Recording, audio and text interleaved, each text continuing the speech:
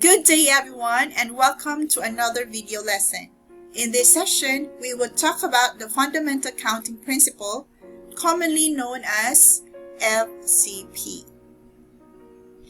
Please pause the video and take a moment to read through the learning objectives.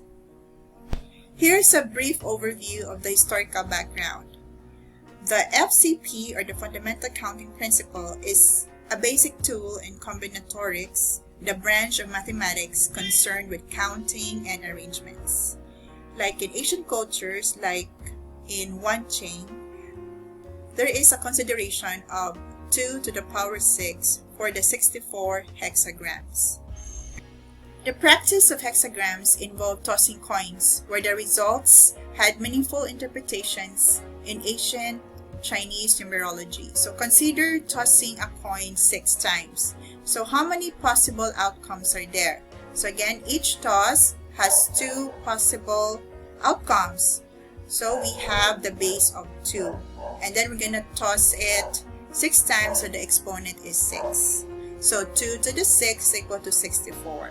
So each of these 64 sequences has a specific interpretation. So this explains why there are 64 hexagrams, or shall we say 64 sequences. And the formal systematic counting emerged in 17th century Europe. Mathematicians Blaise Pascal and Pierre de Fermat laid the foundation of probability theory using combinatorial reasoning. Many problems in ancient Europe around 17th century involved the games of chance, such as dice, coins, and lotteries. Here is classical example number 1, the dice problem. A gambler throws 2 dice. So how many ways can he get a combination of one die showing 3 and the other die showing 5? So here's the solution. The first die has 6 possible outcomes. That's P equal to 6. And the second die also has 6 possible outcomes. So Q is equal to 6. So by the fundamental counting principle, we just have to multiply P and Q. The total outcomes for both dice are 6 times 6 equal to 36. And now, if we're interested in a specific combination, say one die showing 3 and the other die showing 5, the order matters. 3 then 5 is not equal to 5 then 3. Therefore, there are 2 sequences out of 36 possible outcomes. Alright, so here's classical problem number 2, the coin toss problem. A nobleman flips 3 coins. How many possible sequences of heads and tails can occur? Alright, so what are the given? So, there are 2 possible outcomes for each flip. It's either head or tail. That's why we have the base 2. And how many times did we flip the coin? 3 times. So we have the exponent 3. Alright, so again, each flip has 2 possible outcomes. So by the FCP, the total number of outcomes is 2 times 2 times 2. Or we have 2 cubed, and that is equal to 8. So there are 8 possible sequences. And these are the sequences. In the later video, we will show how to list all of these sequences using a tree diagram. Alright, so here's classical problem number 3, the card problem. A deck has 4 suits, hearts, diamonds, clubs, and spades, and 13 ranks A to K. If a player chooses 1 suit and 1 rank, how many different cards are possible? Alright, so here, the first object, suits in a deck of cards. There are 4 suits, so P is equal to 4. Second object, ranks in a deck of cards. And there are 13 ranks, so P is equal to 13. By FCP, the total number of card combinations for 1 suit and 1 rank is equal to P times Q. So we have 4 times 13, and that would be 52. 52 combinations. Now let's have classical example number 4, the lottery problem. A lottery requires picking one number from 1 to 6 and one color from red, blue, or green. How many possible tickets exist? The solution, what is our P here? Yes, the first object P is the number chosen from 1 to 6. Hence, P is equal to 6, the number choices.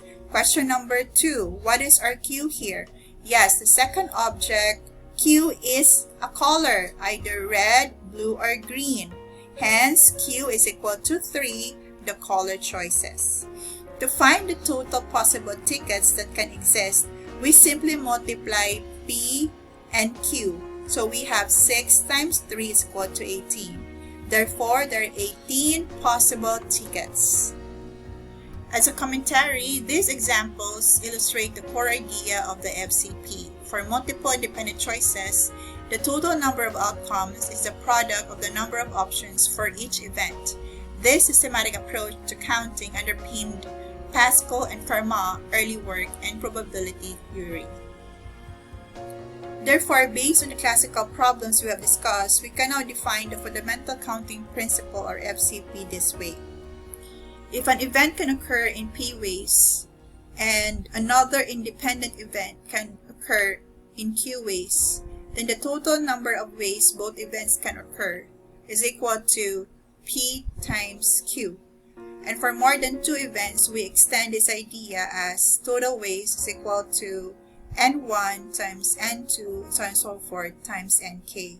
This principle forms the foundation for many counting and probability problems. Alright, now, why does the fundamental counting principle connects to factorials? Factorials are used when arranging n distinct objects without repetition. So take a look at this. For the first position, we have n choices, right? Now, for the second position, 1 choice has been used. So we have now n minus 1 choices left. For the third position, 2 have been used. So there are n minus 2 choices left, and so on and so forth until 1 option is left for the final position.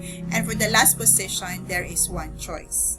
Therefore, total number of arrangements is equal to n times n minus 1 times n minus 2 times n minus 3, and so on and so forth, times 1, and that is just a definition of n factorial. So yes, this is how FCP leads naturally to the factorial expression. Alright, so here is example number 5, arranging students in seats. So let's have a concrete example. Arrange 4 students A, B, C, and D in a row. How many different seating arrangements are possible? So step 1, we draw the seats. Okay? And step number 2, for the first seat, choose 1 student from 4 possibilities. So ways to fill the first seat is 4. So we write 4 in the first line here. Okay? Then step number 3, for the second seat, 3 students remain. So ways to fill in the second seat is 3. So we put 3 in the second line. Alright, so partial total ways so far for the first 2 seats, that would be 4 times 3 equal to 12. In other words, there are 12 ways to fill in the first 2 seats. Step number 4, for the third seat, 2 students remain. Ways to fill in the third seat is 2. Fifth step, for the fourth seat, only 1 student remains. Ways to fill in the fourth seat is equal to 1. Thus, the total arrangements using FCP, multiply all of the options. So we have 4 times 3 times 2 times 1, that's equal to 24.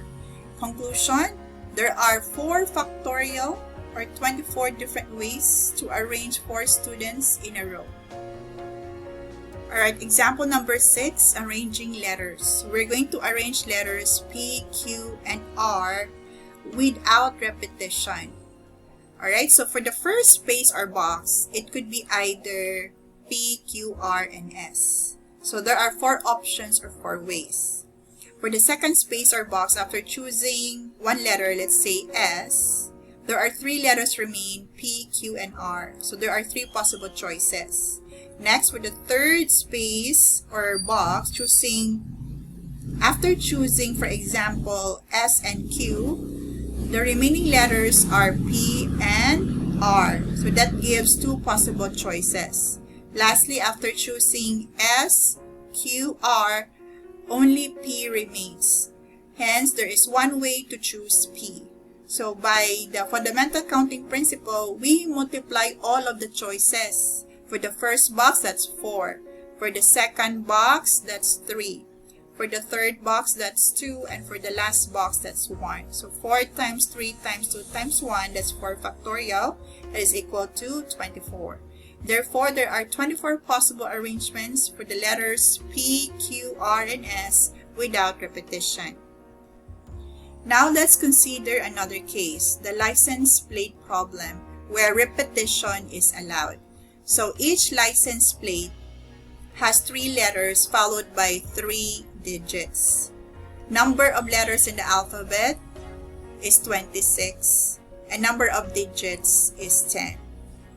Since repetition is allowed, so we have 3 letters. So we have P1, the first box is 26.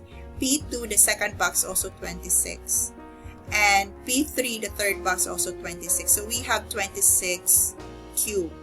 Now for the fourth box, we have a number. So the number of option is 10. So we have 10 for the fourth box. So that's Q1 is equal to 10. Then Q2, the fifth box, is 10. And Q3, the sixth box, is 10 also. So we have 10 cubed.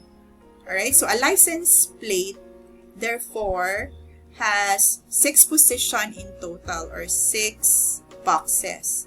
By the fundamental counting principle, these 6 boxes will be filled in with these options. 26 cubed times 10 cubed, and that is equal to 17,576,000. Hence, there are 17,576,000 possible license plate combination. Alright, so example number 8, arranging people. So we have a family of 5 members in a row for a photo. So since a person cannot occupy 2 positions at the same time, this is without repetition. Okay, so we have 5 times 4 times 3 times 2 times 1, and that's 5 factorial is equal to 120 ways. Therefore, there are 120 different ways to arrange 5 family members in a row. Alright, now, so for examples 9 and 10, please pause the video and study the solution.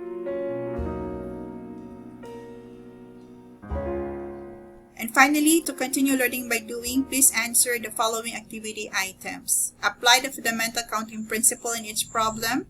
Determine whether repetition is allowed or not, and show your reasoning clearly. Enjoy learning by doing. Keep exploring, keep counting, keep discovering the beauty of FCP.